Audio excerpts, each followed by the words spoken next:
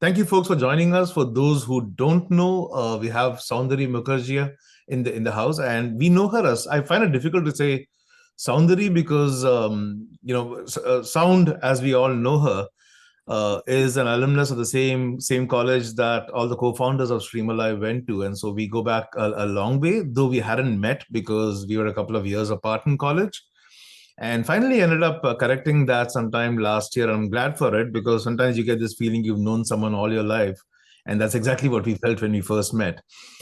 Also, a lot of connective tissue in terms of things that Sound believes in and works on, and what we do here at Stream Alive. Starting with the fact that all of us do all kinds of roles. So when I found that she calls herself the chief everything officer, that kind of struck a chord because that's very, very resonant. Sound is also a coach at various levels. She's a storytelling coach, as we're going to find out today. She's also a coach for TEDx. And she's also a faculty and a mentor at various places, and basically at its core, a visual thinker, so to speak. She's got a big, hairy, audacious goal, which is to help people to, leaders and teams to drive business outcomes. And she just believes that you need, brands to be a little more human, and that storytelling is the key unlock for that. She is also into a bunch of activities, including working on a pottery wheel. So at some point in the future, we should have a pottery workshop live. I don't know how we'll do it, but I'm sure Sound will figure out a way for us to do it, and I look forward to that.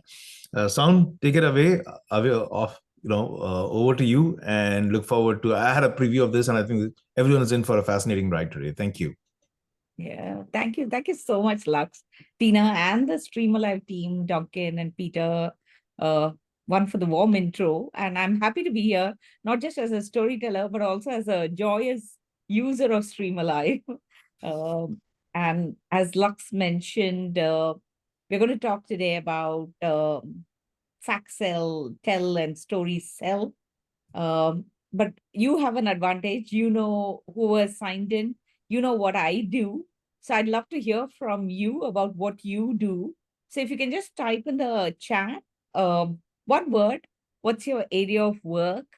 And thanks, Lux, for helping me set up some of the tools that I can use in Stream Alive. I always enjoy the way things come up. Game marketing.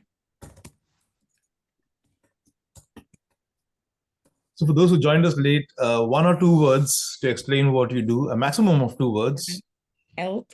Oops. Public health, I guess. I mean, that works too. Semi-retired. Catching up on reading. I love that. That's a space I would love to be in. Finance. Part of some book clubs, and I'm always fascinated to see that some people have like amazing amount of reading that they do, and you wonder how do they have 48 hours in a day. Growth AI has to be at least one AI has to come out, right? Today's time, otherwise it doesn't seem, and in Stream Alive, I guess it has to be there. As you all keep typing, that's a pretty good range of things. So I'm sure all of you use stories in multiple different ways. As we mentioned in the antenna operations, yes. In a world which is overloaded by data and pitches, the ability to craft and tell compelling stories is what really sets entrepreneurs, leaders, everybody apart. And in a leadership context, I feel the story has to do one more thing, which is to help your audience get to a shared understanding or move them towards action. So today, broadly, we will look at some of these aspects, and we had put it out in the blurb. I hope to talk about most of it, but definitely about a little bit on the signs of why stories sell, some of the key elements of what makes a business story, some examples as we go along the way, and some practical tips to round off. But as I do this, I'm always thinking about an album called 4 Minutes. It was a collaboration with Madonna and Justin Timberlake.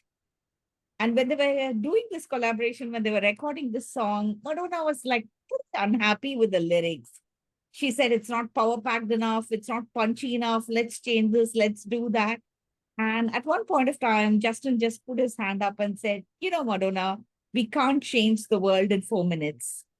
So while storytelling in business is not something that we will cover in 4 minutes or 45 minutes or an hour, it's definitely a learnable skill and something very valuable for all of us to use both in our personal and professional lives. So I think it's great that we are doing this step together, co-creating this session. So thank you all for being here for that. With that, I always wonder when we say, I get semantic about saying storytelling, and no, it's not the mythology related storytelling and all of that. And I do make a distinction about the fact that we're talking about business storytelling. So I do want to know, what is the word that comes to your mind when you hear business storytelling? So if you can just type in the chat.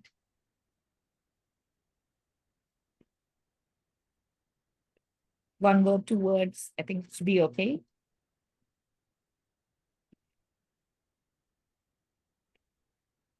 We have the tiles. I love the tiles. The Tetris. Formal structures, anecdotal, effective communication, relatability, social media for sure. I think for a lot of the time in today's times, business storytelling is about what you see in the social media rather than just, anything else that you might have in mind. Ability to form an emotional connection,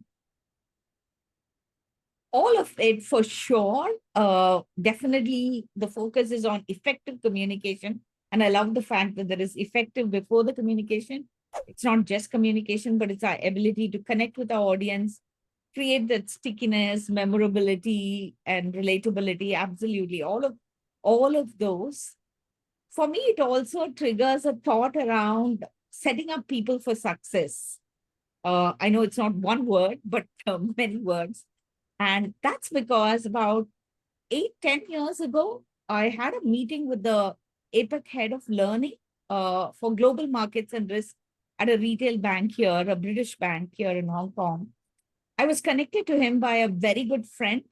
So I was keen to make a good impression. Now, in my days in working with ANZ, I had met a lot of bankers, but I didn't want to take it for granted. I wanted to go for the meeting prepared. So I asked my friend for time to understand that side of business better. I'd worked in retail, not so much in global markets, though I had a sense of what the business was. It was really tough to find a convenient time because my friend was working in treasury and his hours were atrocious. But he said, okay, I can give you 15 minutes on a Monday. And come that Monday, what is 15 minutes actually morphed into an hour. And he generously shared about situations where the emotional connect between the stakeholders would make a difference in the conversation, even for something which is risk and treasury. So come the day of the meeting, I still have some butterflies in my stomach. And as I enter the meeting room and we do our visiting card exchanges, which is like with two hands and with a lot of ceremony here in Hong Kong, the first question that was thrown to me was, tell me, how is storytelling even relevant for our business? Because of that conversation with my friend, I was able to narrate some examples, some anecdotal evidence of how a story could be used. And after that, the conversation just flowed. And my friend's insight really set me up for success. And that's what I would like to do today for us. I'd like to set you up for success in terms of feeling confident about using storytelling skills in your work, in your day-to-day business. So why stories, right? It is something that we've done from our caveman days. We've seen that stories are there on the walls, it's there everywhere. We've seen this. And cultural anthropologist Mary Catherine Bateson, she says as human species think in metaphors and learn through stories. And I always think about Steve Jobs' reference when he was talking about the computer. He said the computer is the bicycle of the mind. So that is something that we totally connect with. Yeah, okay. For now we take computers for granted, but at that time when computers were not popular, that was a new thing. That was a good shortcut for us to think about. And we get that. We get that connection. We get that metaphorical reference. But I'm going to invoke somebody that you can't argue with, and that is Tyrion from the Game of Thrones, who talks about what unites people, and it's stories. Nothing like a good story which will really get us going. But I think today's time, the more relevant thing is about why do stories matter now? And I think there are a few reasons, and I'm sure there can be many.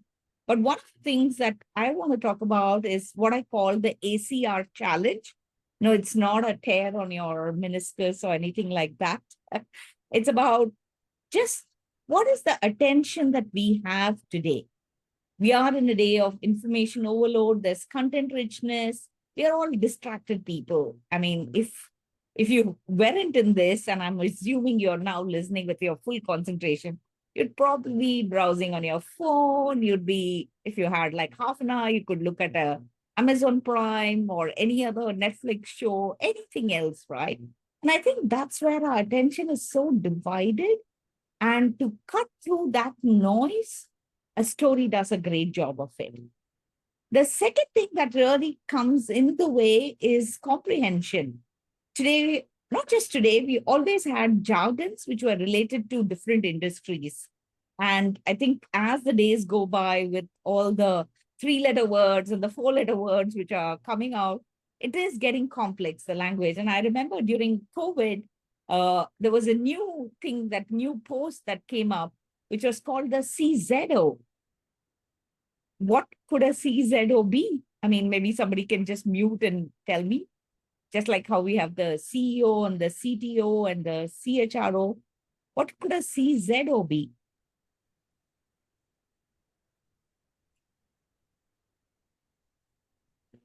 Any guesses? Chief Zoom Officer? Yes, Chief Zoom Officer. So new designations, new things, which just keep coming up, right? And this makes, it's all okay if you're in one industry. And that's the challenge today we have. Okay, tech folks get it. If you're all in tech and you're all talking the same language, great. But it's not enough if you're just a tech folk sitting and doing this. You need to talk to a marketing person. You need to talk to a finance person. You need to talk to an investor. So you need to talk in a language which is common and which is understandable by everybody. So comprehension also becomes a challenge in today's world. And the third part, which is the R, which is about retention.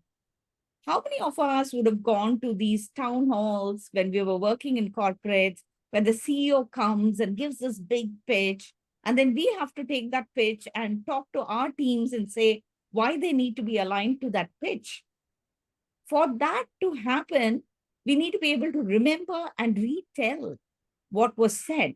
And I remember one of the American banks here, a friend of mine who was working there, he went to a town hall and I happened to be catching up for drinks with him after the town hall. And I asked him, oh, come on, your CEO was here. Tell me what's happened. Give me some inside information and all that. And he said, no, nothing. Just a lot of numbers. I said, there must be something. Tell me, what's the new direction? What is he talking about? Yeah, some numbers.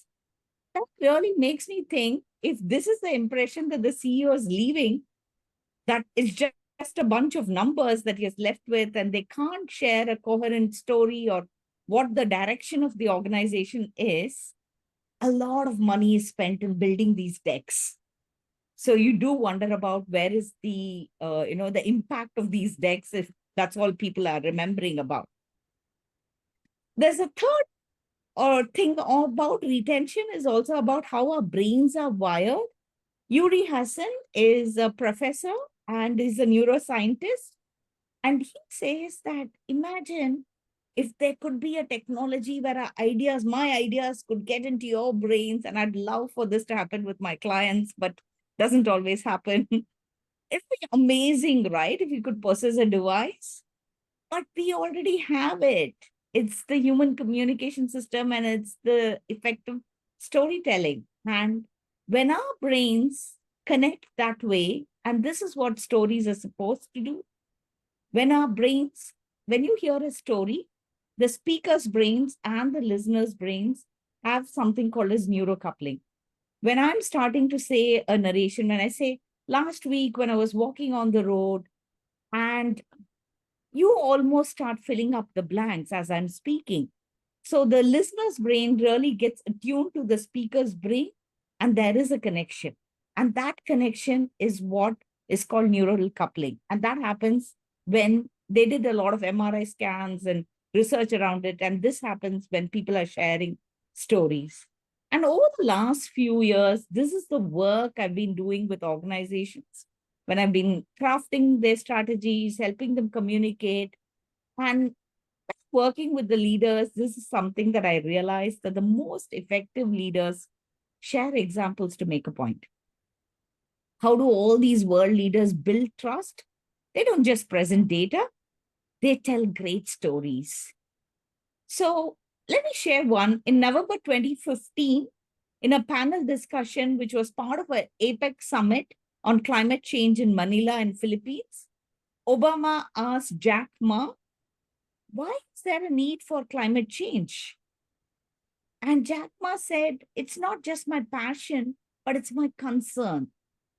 When I was 12 years old, I went to swim in a lake in my hometown and I almost died. I almost drowned in that lake. But 5 years ago, when I went to that lake was totally dry. My second concern, he said, was that a young colleague has died of cancer. 20 years ago, very few people had heard of the word cancer. If it works so hard, if you're working so hard with the medicines, with the technology, without a healthy environment, we really can't, doesn't matter how many resources we put in, it won't help. So we need to invest in climate change. So in such a big forum, when he's asked about climate change, which can be a concept, a debatable concept, but also a nebulous concept in some ways for some people, he uses a personal example to drive home a message. I'm sure if I asked you, you could visualize that lake. You can visualize that young boy when he went in where he could have drowned in that lake. And you can also visualize the dry lake later when he saw.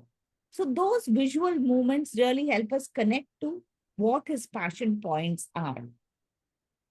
I'm conscious that I'm talking, but I would like to hear from you as well.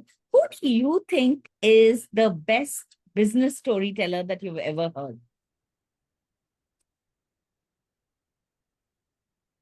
If you can just type in the chat. I think by now we know the drill. It's typing in the chat or unmuting yourself. Steve Jobs, for sure. That's by default the first name that comes up in most of these conversations.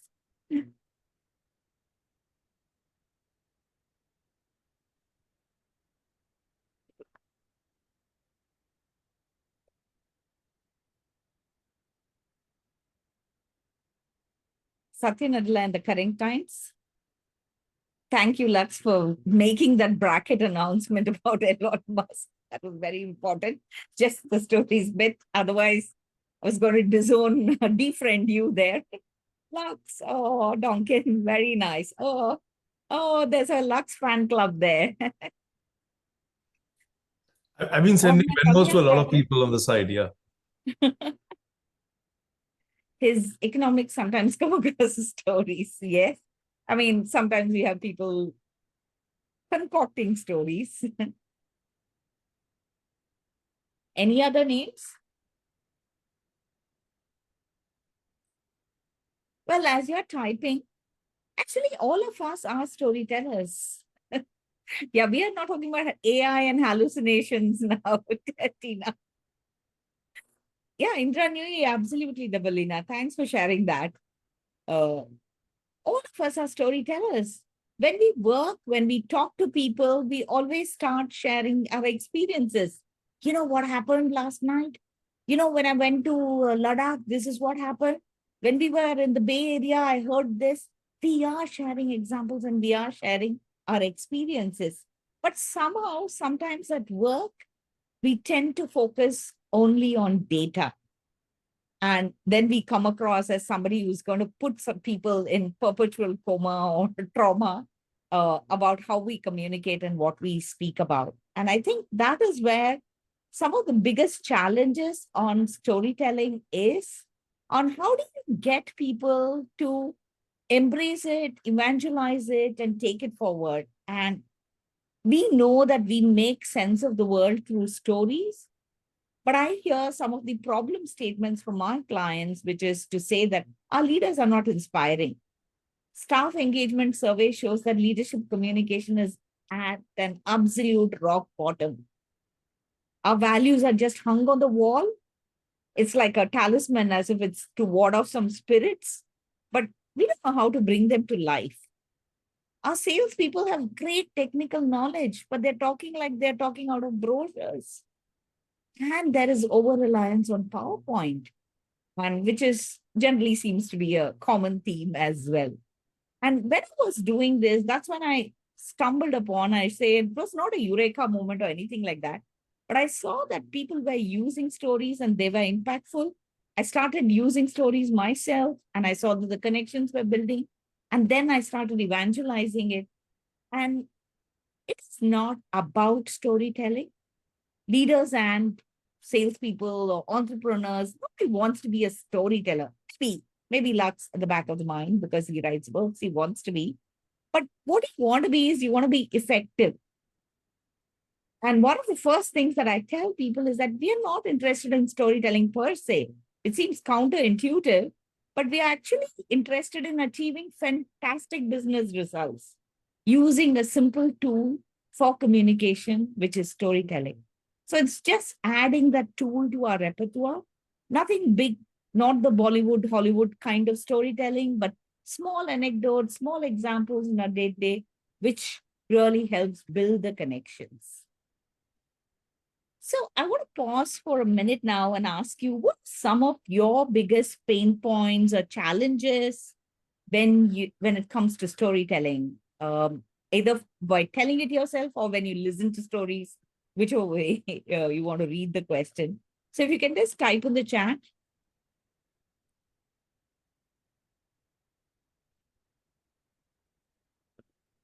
I tend to talk a little bit fast. So tell me anytime if you want me to, slow down my pace a little bit. Struggle to be precise. Yes. Connecting a personal story to business. Finding the appropriate stories to tell. And that's a great point because we know a lot of stories, what is relevant, and making it fit for the audience. Absolutely, Debalina, very, very important. Struggle to articulate. Maybe you can talk a little bit more about this, Durgesh, later. If you can unmute and share. When you say struggle to articulate, you have a vision, you have a story. How do I put it in words?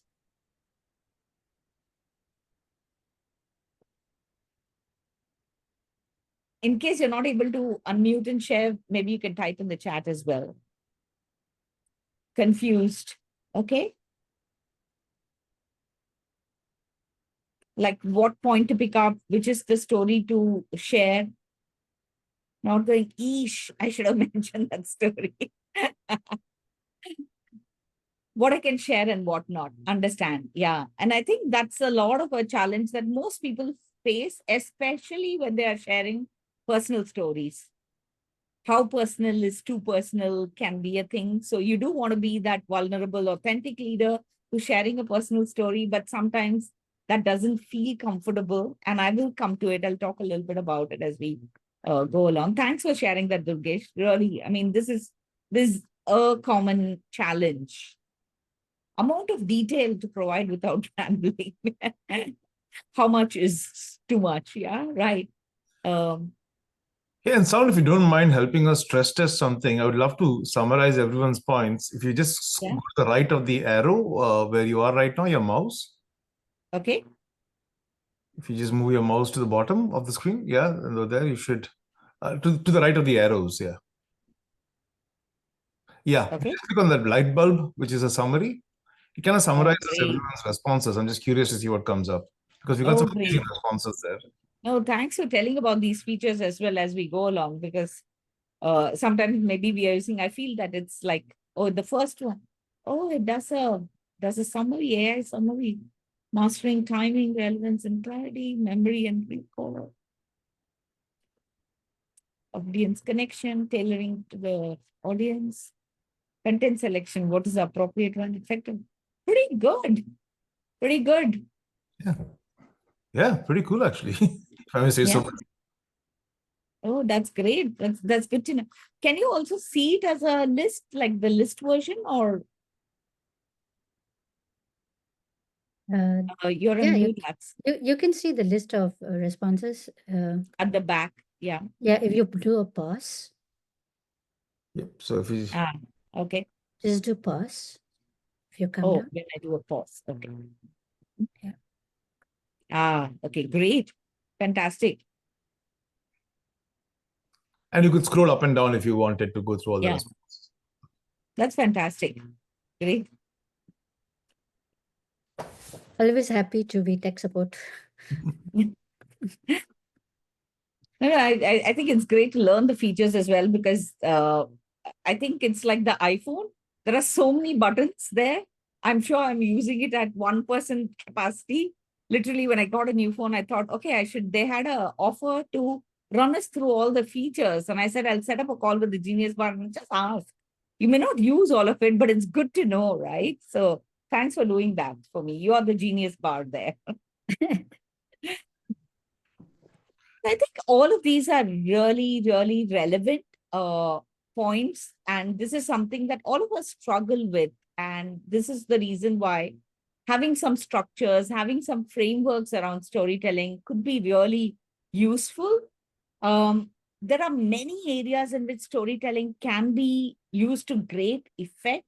We won't have time to go through all of it, but I just want to talk about especially one area.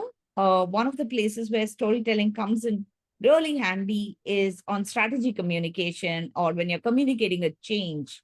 And I will come back to all the points that you've raised when we are doing the wrap up and tips. And when we talk about stories, I will come back to it. I've got it noted. So don't worry, we'll come back. On strategy, basically, one of the things that we know is that it is top level picture. It's a 30,000 feet view, right? And we need it to be relatable to where we are. Like, say, for instance, if we say that we want to be the most digitally transformed company, oh, great. What does that even mean to me at my workplace? And we need that conversion happening from what is at 30,000 feet level. How does it affect my VPs, my team? How does it affect the one down? How does it affect the people in the factory? Really being able to break down strategy in a way, what's in it for me? How is my life? My life was like this before. How is it going to change? And that bridge is really done very nicely by using some of the story structures. But unfortunately, a lot of the times we come into what I call communication pitfalls when we're doing it, and we end up using words like these, literally brain freeze kind of words: deep collaboration, optimizing operating practices, enhance culture of innovation, and things like that. Totally right. I'm sure if I asked you, have you heard any of these words or have you used it? We would have all used it. We would have all definitely heard it. Absolutely brain freeze, mind numbing kind of words. But I want to highlight one particular communication challenge that we will have when we use languages like this. And I just want to take you through a small experiment. So just bear with me. And this is really important because I remember John Flint, who used to be the past CEO of HSBC here in Hong Kong. He said that through the course of his 30-year career, he must have made 1 million PowerPoint slides, and nobody remembers a word of what he wrote in that.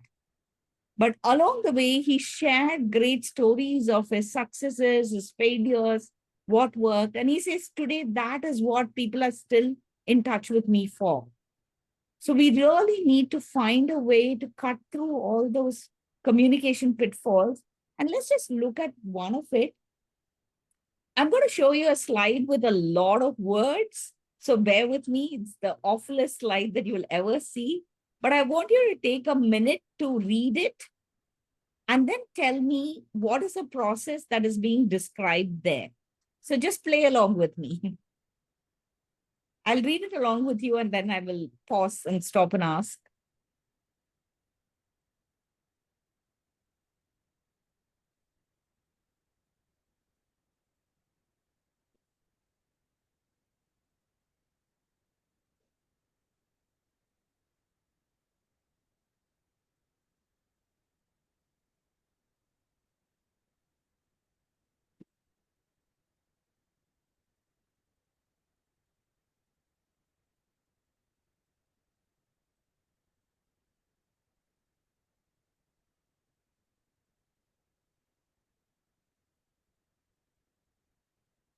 I think most of us would have finished reading this by now. Yeah? Okay. So if you can just type on the chat, what is the process that is being described here? What do you think is the process?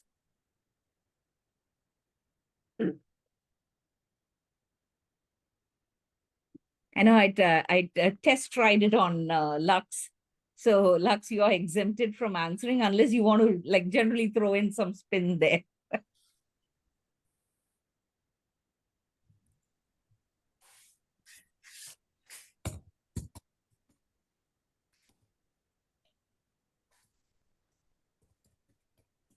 Sandy beach making. Some examples?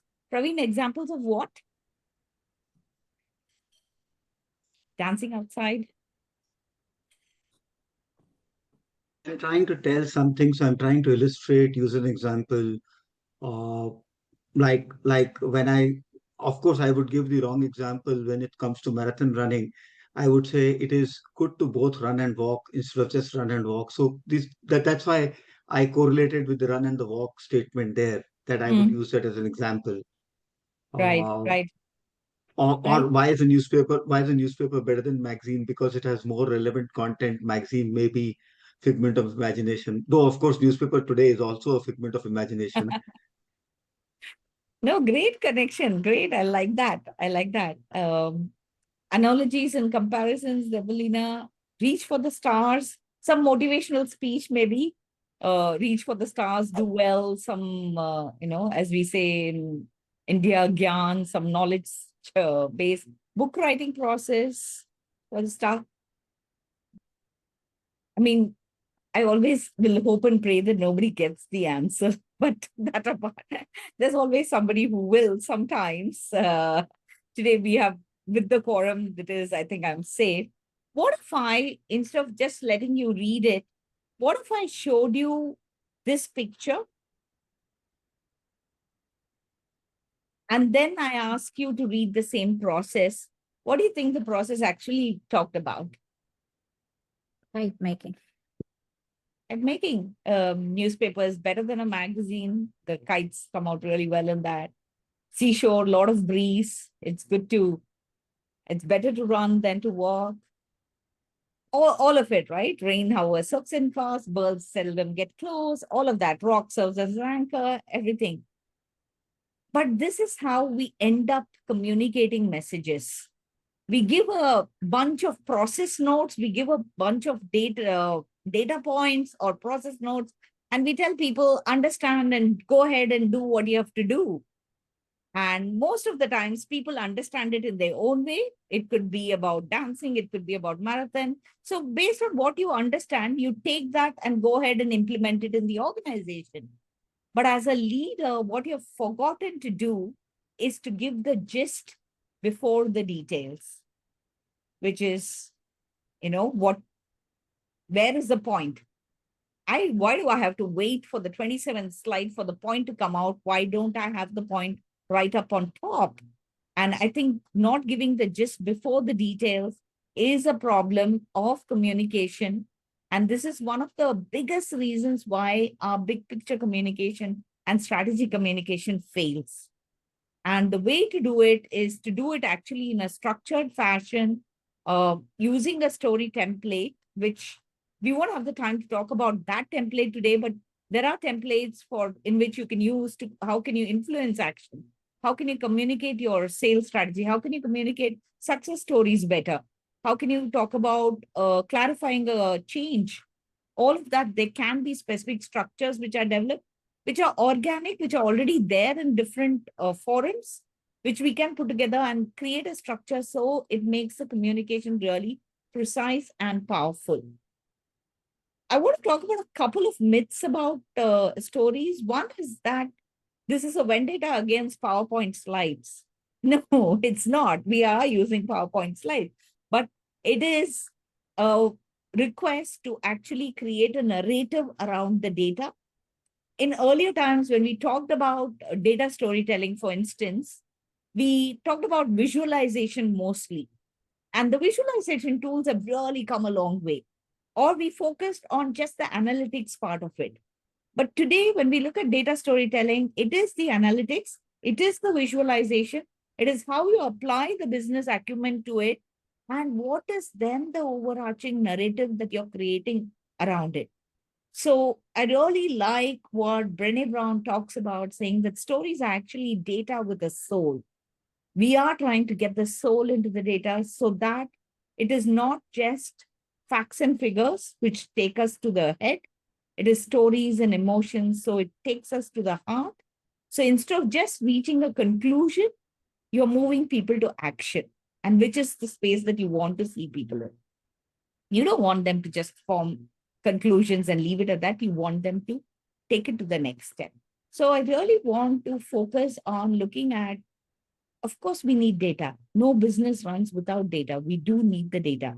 But we have these amazing AI tools which can cull out through a lot of data and give us those examples and stories, the use cases in this case, our client use cases. It could be business cases, it could be use cases that we're using, which we then can go and present. And the early adopters of some of this can actually also drive action for the others. I was listening to this podcast today, which is called AI plus HI, artificial intelligence, and it's a Shrum podcast. And in that, there are some examples about how Walmart is using AI. And the whole conversation was not about just how they're using AI in HR, but it was about how they were presenting the examples of where it has worked to make a point for adoption. So you need both of that. You need everything working in sync for you to be talking about adoption and change. And that's why I think it's really important to look at storytelling on a more broader spectrum rather than saying, oh, this is story and this is data. They actually blend in and work well together. I also think that stories are a real pull strategy. In our initial conversation, when I was talking about the British bank where my friend set me up for success, when you heard that anecdote, what did it make you think of me as a person? So I actually have a poll question for that. And it is, I know it's getting recorded, but it's okay. It's a closed room. Feel free to tell what you think of me. When you heard about me talking to my friend and then using that his examples to set me up for success, what did it make you think about me as a person?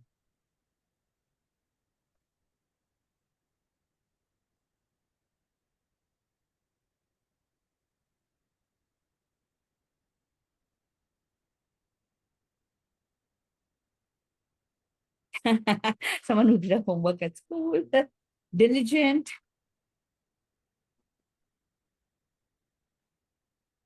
prepared.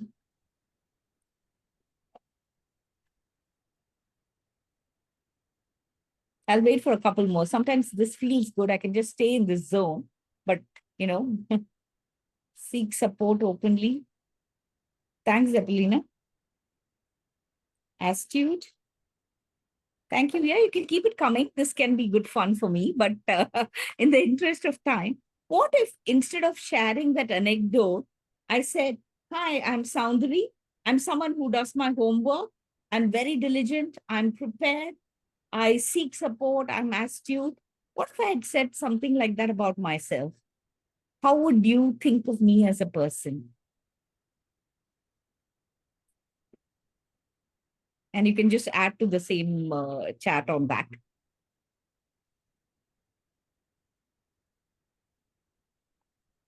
Very dry and formal. Yeah, Debolina. Boring. That guy, yeah, I was waiting for that. I was just like bracing myself for that. Definitely, right?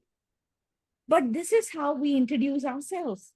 We give a list of our credentials instead of letting our character speak for ourselves, for itself. When you share an anecdote, when you meet somebody, be it an entrepreneur, be it at a workplace, be it as a leader, you get a chance to give a glimpse about who you are as a person. And in that sliding door movement, trust and connection is built. And the audience is intelligent. You don't have to go and say all of these words. The audience will figure it out for themselves. So whenever you're talking, and I think this is like literally storytelling 101, character trumps credentials. So don't ever introduce yourself in a list of credentials. Think about an incident. Think about what is the value, what is the character that you want to show about yourself, and think about an example from your experience which will showcase that and share that. And when you do that, people will form a right opinion about you. It may be a whole lot of other things. So somebody might say astute, somebody might say diligent and all of that. But they will get a sense of who you are as a person. And we say, right, people buy you before buying you an idea. So using stories as a way to build your personal brand is a great way of building just the connection, anchoring what is your unique position, and being able to explain all these dimensions without using those words. So we also say that the shortest distance between two people is a story. And I remember Viniche is in properties here in Swire Properties in Hong Kong. And we met at a Toastmasters event. And she said that though she is from Hong Kong originally, she had spent a lot of time studying abroad. And when she came back in, she found it very difficult to integrate with the team. The local team had a habit that in the morning, because it was a properties team, they would do a survey of the property early in the morning. So they would go from floor to floor, check if everything's okay, check if the bathrooms are okay. And they had that drill every morning. So she wanted to be part of that drill, and she would go there and try to, literally almost weasel her way in and talk to them. And they were a close group. They weren't letting her in. So slowly over a period of time, she started asking them about, oh, so how was your weekend? Blank stare, no response. Then she said, oh, last weekend I went with my kids. I went to a park here. We went to the strawberry farm here. She slowly started sharing some things about herself. There's something as simple as what you did in the weekend. And over a period of time, that became the icebreakers for her to integrate into the team and start working with them well. So stories really are the shortest distance between two people. They build connections in a way that no data point can ever do. I'm just conscious of time that we have. So I wanted to share a video. It's a really short video. Let me do that. I just need to figure out a way to toggle the screen. Give me a second. Okay. Can you see the screen now? Can you see? Yeah. Yes. Okay. Now I shall daintily press. Is it all good? Yep. Perfect.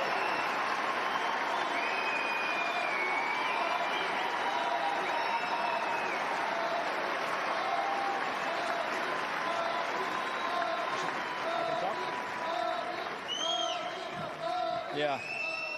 Never easy to speak when you just lost the final of a Grand Slam, but I'm going to try to do my best, better than on the court, hopefully. First of all, congrats to Novak and your team. I mean, 9 Grand Slams in Australia, 18 total is amazing, and probably it's not your last one, so I mean, I have no words to say.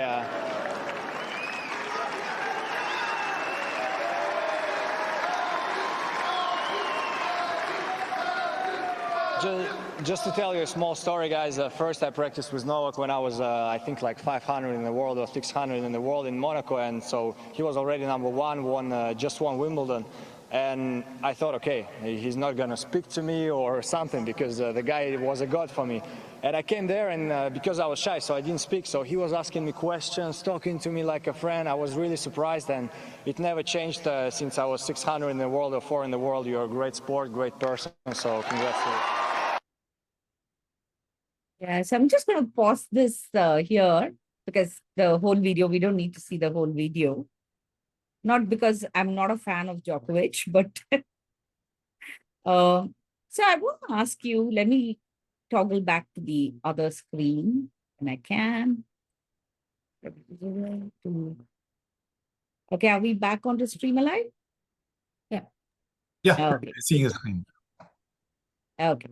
So what I want to ask you is, based on what you heard, what do you think about Djokovic or Medvedev as a person?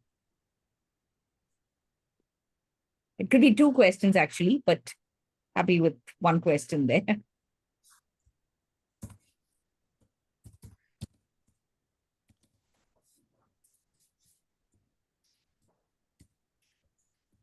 Both generous people, grounded,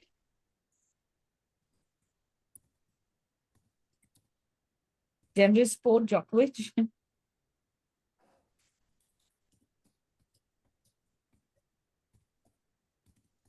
I'm not a fan of either player. One second, one lost his mind. I agree, Praveen, especially after the meltdown against Cam Norrie. I'm totally with you. But just on the basis of what was shared, let's look at it from an anecdotal perspective.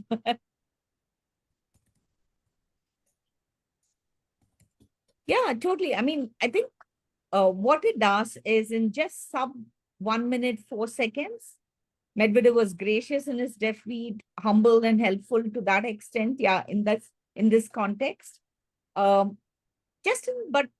two things. One, in such a high pressure situation, you've lost a match. It's a Grand Slam final. You want to go in a corner and just sit and cry, but you need to make a speech. So in that moment, for you to think of somebody else, it's great PR, of course, but it's also some memory that's been triggered, a past memory of an incident that's been triggered, and he shares a story. He talks about a time that it happened.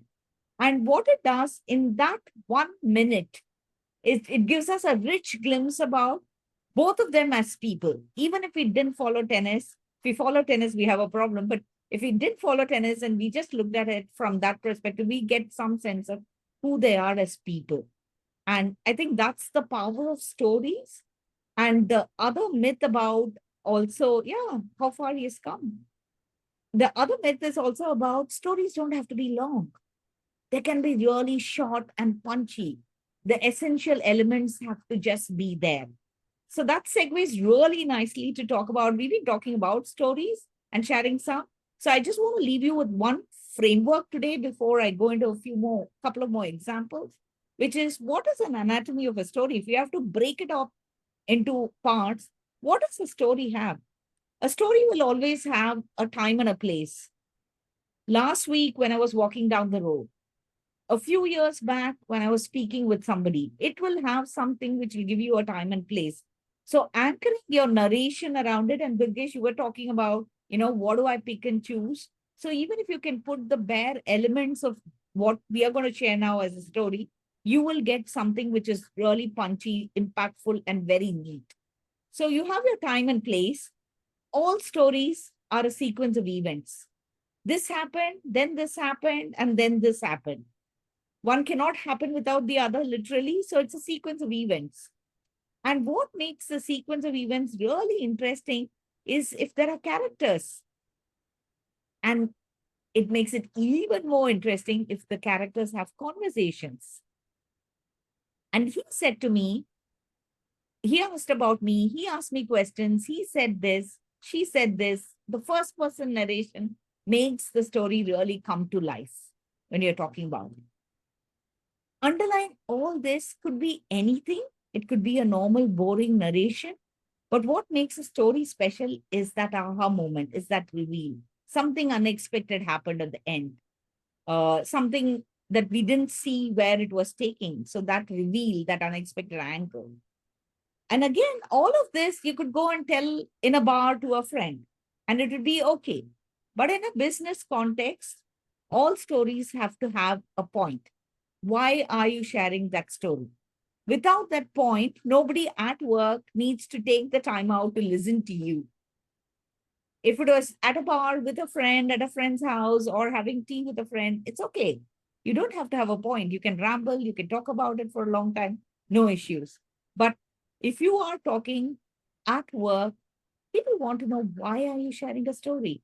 Imagine you're busy at work, you have a deadline to meet, and something's happening, and somebody comes and tells you, let me tell you a story.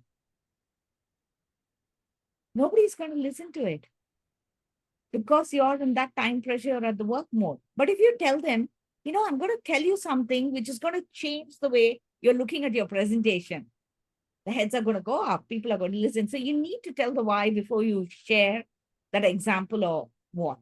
And a lot of these examples to this, you need to add what is called the movements, which is that visual part of the story where you can imagine it happening. And only when you can take your listener to imagine it happening, will they vibe with you and will they connect with you. So those movements in the story are essential. For instance, in the Jack Ma story, it was being able to visualize that lake. That was the moment that he created for us. He said, when I was young and I went to the lake, I almost drowned. And a lot of us who've seen pictures of Jack Ma know that he's not, he's vertically challenged. So we know that it could have happened.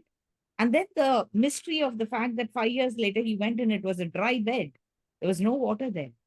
You can visualize it. And adding those moments to your story narration makes the story even more special.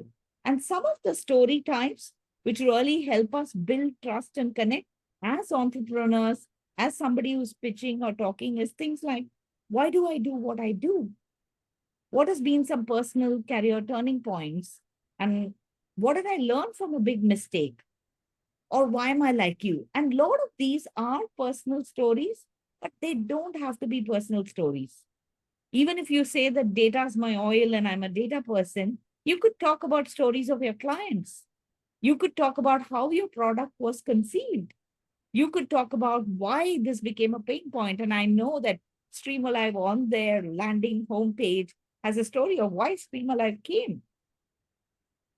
That's a backstory about the product. It's not the backstory of the founder directly, but about the product. So if you say, oh, I'm a shy person, I can't share my personal story, talk about your product, talk about your clients, talk about your clients' pain points and how you work together to resolve it. And the client is now happy. Talk about success story from the client as anchor, not you as an anchor. So all of those are great ways for you to connect and build trust. I want to show, actually, as we come to the really fag end of the session, I want to show maybe one, if time permits, two examples of how it need not be our personal experiences. It could be something of others. It could be something that we read elsewhere, we heard on podcasts, but how do we convert it and bring it into a conversation? So this anecdote I read in a book called Backable. It's written by Sunil Gupta, who is an author and he's a TV host, along with another professor, Carl Adler. And this is a great example of why we need to show and not tell. A lot of times when we are talking about our work and all that, we just tell about it. We talked about that, right? The list of credentials, the telling part of it. But how to move from telling to showing?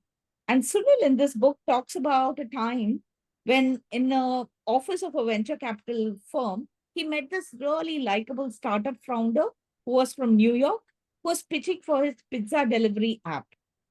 Now, as a customer, you could go and tap one button and get your favorite pizza delivered. Fine, pizza app. So what's special about it? But the founder had come from 5 generations of pizzeria owners from a small town in Italy.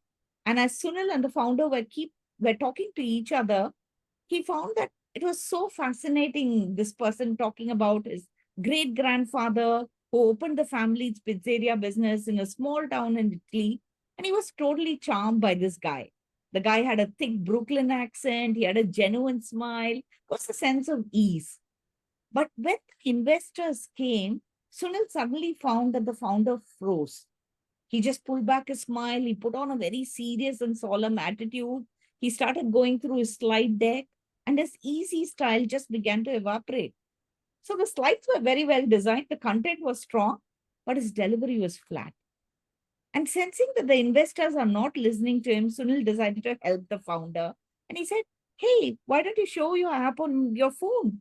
And he walked up to the founder and started peering over his shoulders to look at the app on the phone. And one by one, all the other investors followed suit. And that's when the switch flipped.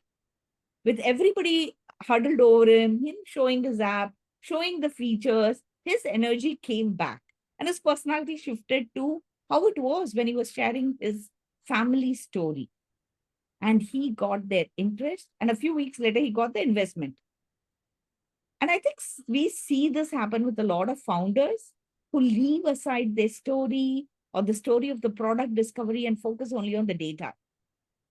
Reason and data are important, but they'll only lead to conclusions. And it's the emotion of the story that's going to lead to the investment, in this case, the action. Now, where can you use this example? Of course, you can use it as an example to say it's important for founders to share their stories. But you can also use it as an example to say that it's not enough if you just tell, you need to move to the show. You need to actually share an example to see how it works. Don't preach, but walk the talk and show how it happens. So sharing stories at the workplace is also a great way to move people to action and outcomes. Lux, do we have time for one more example? I know we are a little bit over time. We started a bit late, but I don't know how everyone's feeling about it. Or I can just, wrap up by giving some few tips. I think we should be okay. I mean, if we are over time, as you said, but if you wrap in about 5 minutes, I think we should be okay. It's my suggestion. Okay.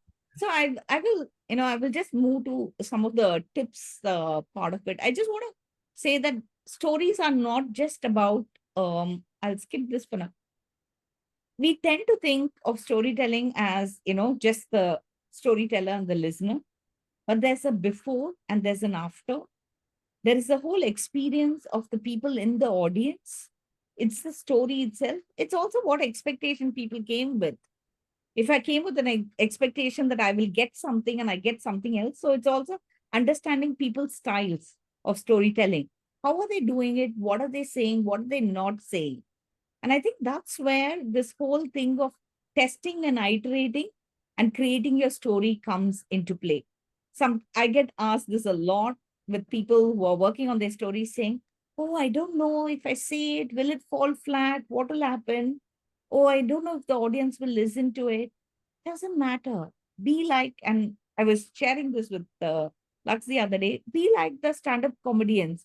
They sit with an act and they try it out on different audiences.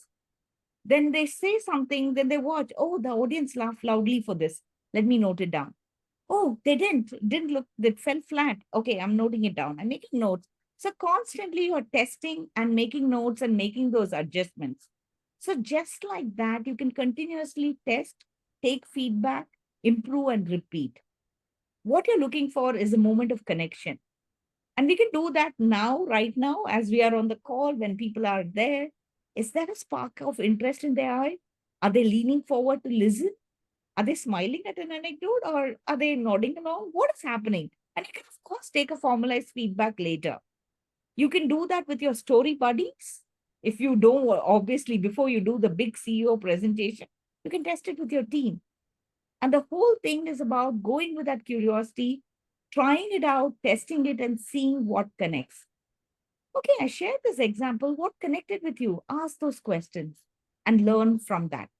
And whether your boss is nodding along, whether somebody is leaning forward in the chair, whether it's they could sometimes just ask you a related question. Curiosity is great. If somebody is there, and I say this about a really boring workplace has no noise. Having those questions, curiosity, a lot of stories, and noisy workplace is the workplace which is actually most engaged. If there's a low engagement workplace, there'll be no noise. And you want to create that noise. So you have to try, you have to do that reiteration.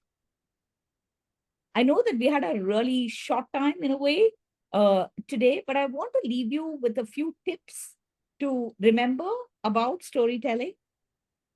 Remember that in a business context, the why is really important. Why are you telling that story? What is the point that you want to make? You might want to say something, the audience might pick up something else. So be very clear and anchored on what you want to convey. How can you keep the stories real? Like in business storytelling, there's no make-believe. All the incidents that you share should have happened. You're not making it up as you go.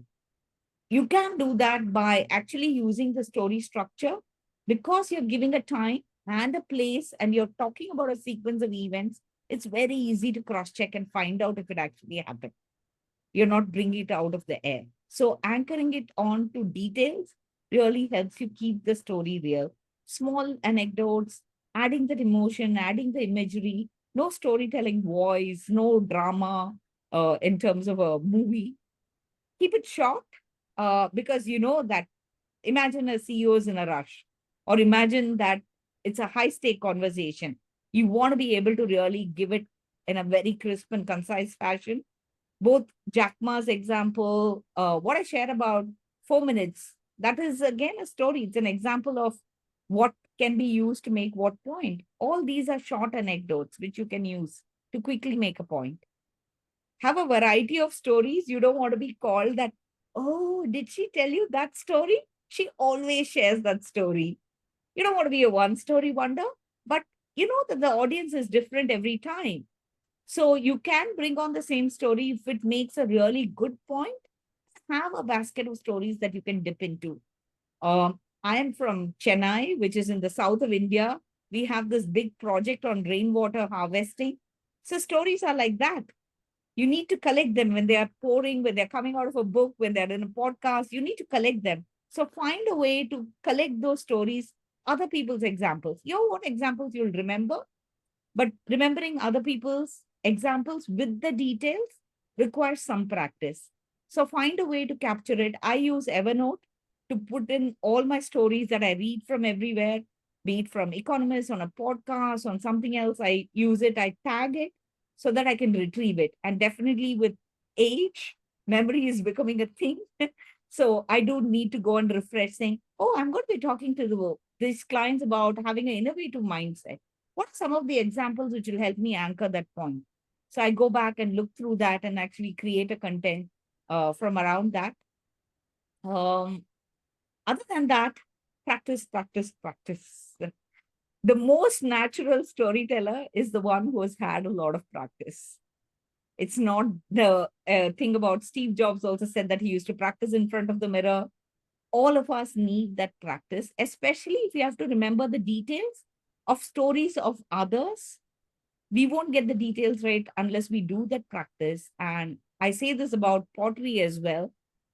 When I started doing wheel work, centering on the wheel itself was really difficult. And then once I thought, okay, I'm getting a feel of the centering, I started making the pots, but they didn't look like the store pots that I used to see in this fancy shop and all of that. But I realized handmade pottery is not going to look like this. It's going to look perfect in its own way. But for me to create what was one version of a good handmade pot, I needed to create thousands of pots.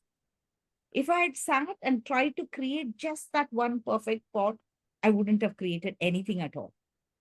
So all those thousands of pots practice is what went to create a perfect, not perfect, but a near perfect pot. And that's what we need to do with stories as well. We need to try to use it time and time again and practice it. Find a buddy, find somebody that you can try it on. I'm going for this presentation. I want to make this example. This is the point I want to make. Do you think it's going to work? Share it, test, iterate, and go with that curiosity. So with that, I just want to leave you with one thought. It's a book that I really like. It's a book called The Fussy and the Techie. It's by this person called Scott Hartley. And he says that as machines get better, and indeed they will, humans can only be better versions of themselves. Being a techie is not an antidote for anything that's coming up in this world, but being more human is. So with that, I request you and I want you to try building on your stories, be that more human at work, and go on and power on with your storytelling journey. I know this was a glimpse session, what we call the Jalak of Feel. Feel free to contact me after the session if you want to discuss more or have any other questions. I don't know if there are any questions in the chat. We did have.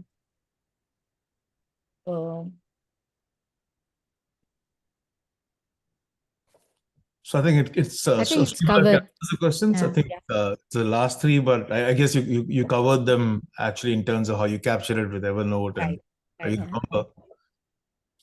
Yes. We did have a winning wheel as well, but I'm wondering whether, Lux and Tina, whether and Praveen, you were the ones who were like, I was seeing a lot of that, and Debelina. and Durgesh, a lot of it which came. Should we try the winning wheel? And what I wanted to offer is anybody whose winning wheel is a feature, and let me try explaining it. Laxantina, jump in if I messed up, is where it picks up somebody, it just does a wheel thing, random, picks up somebody who's commented on the chat to win something. And today, what I thought I could offer, because it's such a short glimpse session, I thought I could offer 1 hour of free 1 hour of business storytelling coaching for anybody who comes and wins the winning wheel, if you want to take it up. So let's try that. Let's try that. Just one condition to it. Yeah. If we end up with somebody who had to leave on the hour and they are not here, I'm taking it. Yeah. So if somebody's name comes up and you're not here, I'm taking it as this. And then we'll have a discussion then. We'll have a discussion then. Okay. Please. Let me spin it. I love this. I love the game of chance in this. It's coming up with sound very soon, so we'll have a spinning sound. Oh, Deblina. If you're there, Deblina, I will leave my contact details. Please reach out to me. Happy to set up a time, a mutually convenient time for us to discuss more things story. Thank you for joining in today. And I will leave my contact details. And if you, maybe if you just send this, whatever you want us to share, we can also send it with everybody. And the folks who registered but missed the session as well, we'll be sending a recording. And along with that, we'll send this to in terms of how people can stay in touch. Sure. And I will also send there's a really nice 23 ways to do your pitching better. There's a beautiful article which has a lot of story elements built into it. I will send that to you, and maybe you can share that with because we were expecting a sort of an entrepreneurial kind of a group today. So maybe that's something that be useful for them. Please, if you can share that by tomorrow, we'll send it across with the recap. I'll send it right after the call. I'll do that. So Hey, thank do you me a favor, all so much. Sound, do you mind sharing your screen again? Challenging. You're asking me to do these challenging things. Yeah, here you go. And if you just go to the top of your slide on the top left and click on new interaction. Okay. You just have a custom over here and click on the emoji everywhere, which is second row, third column. Yeah, I tried this. Just hit a go. You don't even have to type any prompt. We're just going to give you an emoji for what we thought about the session. So this is us giving you a little bit of just thank you for an amazing session. And I think sometimes a picture is worth 1,000 words. So this is, you can only answer through emoji. So folks, just an emoji on what you thought of the session. A little digital giveaway for sound. And my favorite joke is the fact that if this was 2023, we would be making an NFT and selling it, and we'd all retire in a sandy beach somewhere. But times have changed. Oh, this is cool.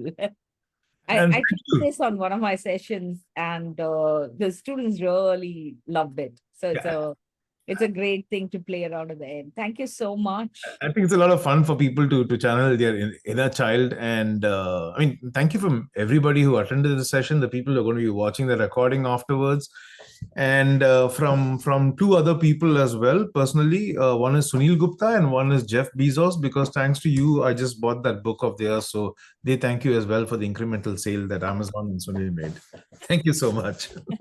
Thank you so much, and see you all sometime. Thank you so much for participating, and thanks for setting it up, Laxantina. It was fun. Bye. Thanks. Thank you so much, Sam. Thanks, Lux. Really appreciate this. Bye. Thanks, folks. Enjoyed myself. Thank We'll you. catch you. Bye. Yeah.